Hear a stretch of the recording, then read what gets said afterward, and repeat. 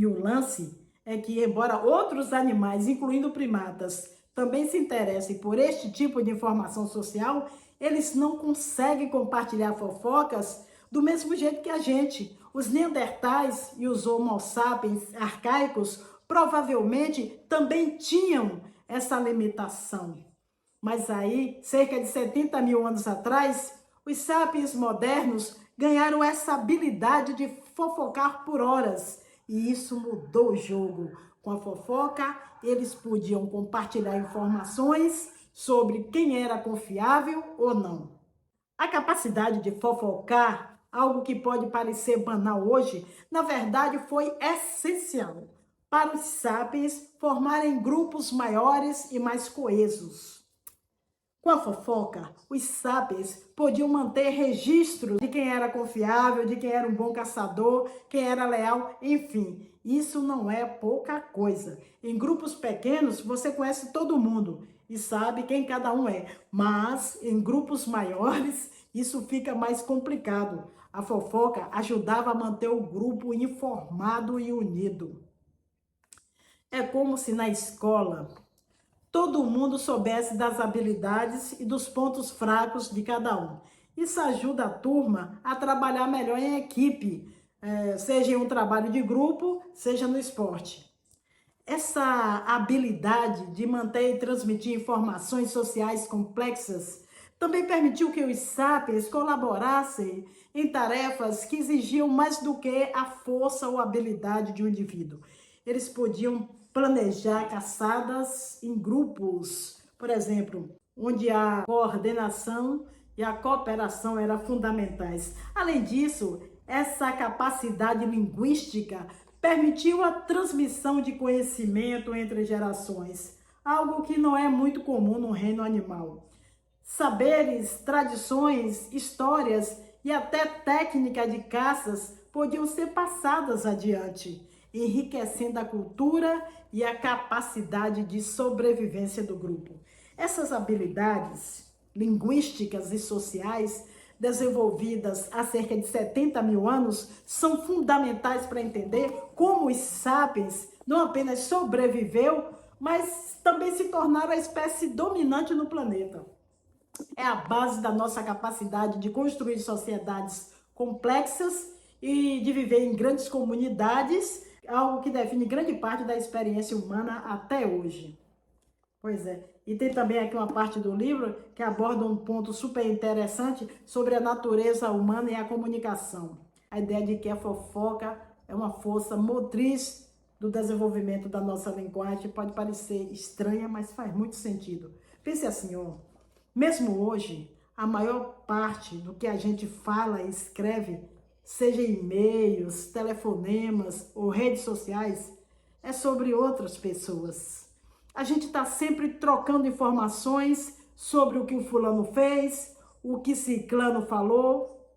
Isso é fofoca e é super natural para a gente. E não é só coisas de quem não tem o que fazer, não. Até professores de história, físicos nucleares, todo tipo de profissional, quando se reúnem, acaba falando sobre os colegas, sobre quem fez o quê, quem está brigando com quem.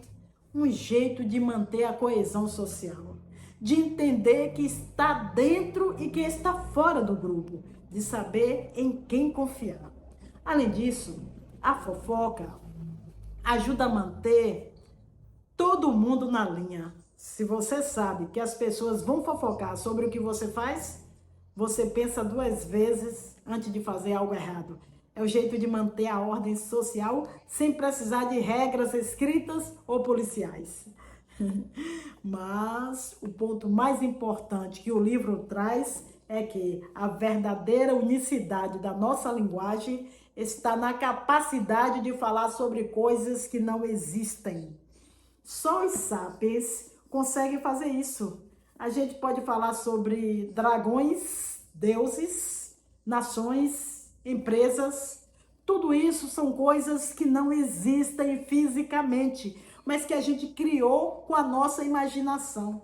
Essa habilidade de falar sobre o que não existe é o que nos permite criar leis, religiões, economia E toda a estrutura da nossa sociedade é construída em cima de coisas que a gente inventou. E isso começou há uns 70 mil anos, quando os sapiens começaram a fofocar e a imaginar juntos. É impressionante pensar como uma coisa aparentemente simples, como fofocar, pode ter um impacto tão grande na história humana. Tem uma parte do livro aqui que destaca uma das características mais fascinantes dos sapiens, a habilidade de criar e acreditar em histórias e ficções. Essa capacidade de inventar coisas que não existem, como deuses, espíritos e mitos, é algo que só os seres humanos têm.